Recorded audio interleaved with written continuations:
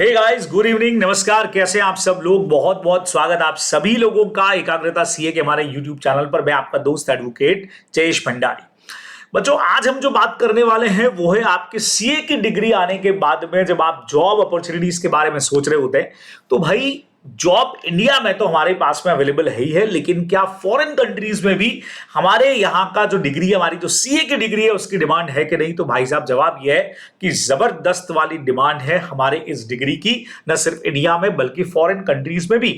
तो आज के इस बहुत छोटे से वीडियो में आप लोगों से मैं उन 5 कंट्रीज के बारे में बात करने वाला हूं जहां सीए की डिमांड जो है वो बहुत जबरदस्त तरीके से है। चलिए जी, तो बात को करते हैं शुरू बच्चे लोगों। अब सबसे बड़ा सीन ये है कि हमारा जो आईसीआई है, institute of chartered accountant of India, उसने कई सारी कंट्रीज के साथ में एमआरए यानी कि mutual recognition agreement as well as MOU यानी कि मेमोरेंडम ऑफ अंडरस्टैंडिंग साइन करके रखा है। इस वजह से यहां के चार्टर्ड के लिए बिल्कुल परमिसिबल रहता है कि वो वहां पे जाकर के उन कंट्रीज के अंदर वर्क कर सकते हैं। इनमें पहली कंट्री जो मैं ले रहा हूं वो है बच्चों यूएई। और आईसीआई और यूएई का जो चार्टर्ड अकाउंटेंट इंस्टीट्यूट है उनके बीच में ऐसा कोई डायरेक्टली एग्रीमेंट तो नहीं है, लेकिन उसके बावजूद भी यहां के चार्टर्ड की वहां पे बहुत ज्यादा डिमांड भी है, बहुत ज्यादा उनका प्रेजेंस भी है।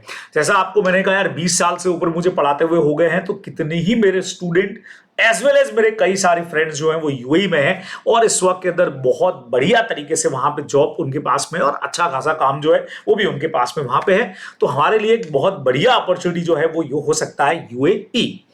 दूसरे नंबर पे मैं यहां पे ले रहा हूं सिंगापुर को। सिंगापुर भी जो है एक ऐसी कंट्री है जहां इंडियन सीएस के लिए जॉब की बढ़िया अपॉर्चुनिटीज है बच्चे लोगों।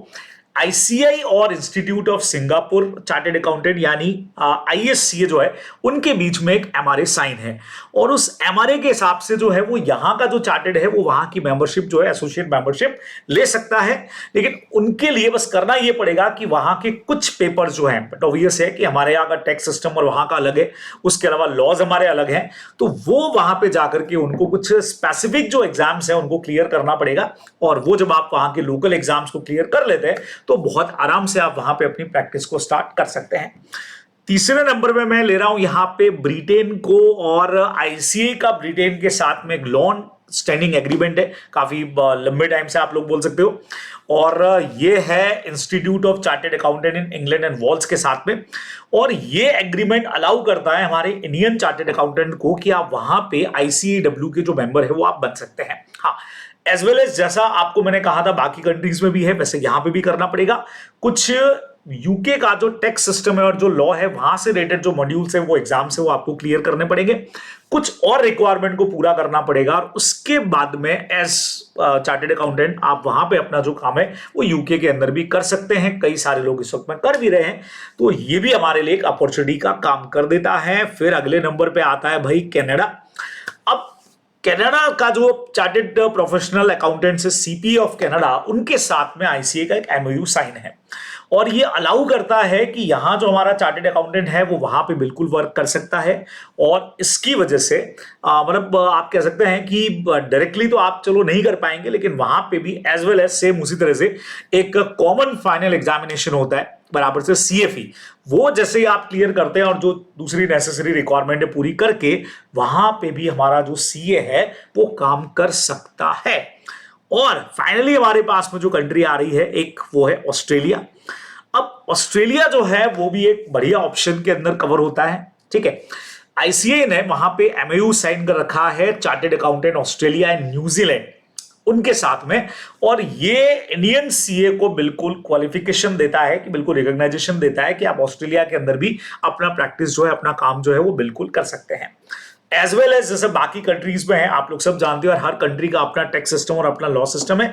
तो ऑस्ट्रेलियन टैक्स और लॉ एग्जाम जब आप वहां पे क्लियर कर लेते हैं, ठीक है, और एक पर्टिकुलर वर्क एक्सपीरियंस आपके पास में आ गया, कुछ रिक्वायरमेंट पूरी करने के बाद वहां पे आप अपना प्रैक्टिस जो है वो चालू कर सकते हैं, अपना वर्किंग जो है वो आप लोग कर सकते हैं।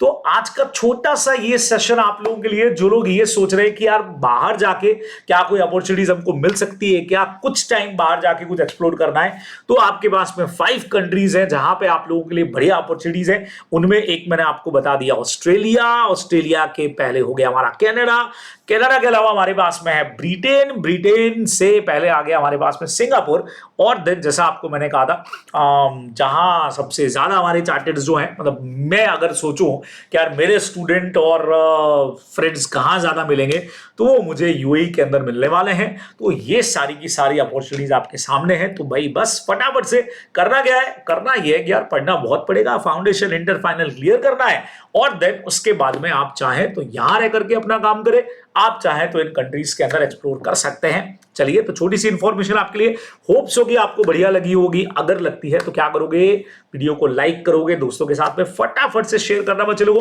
Bye bye, tata, take care, फिर मुलाकात होती है।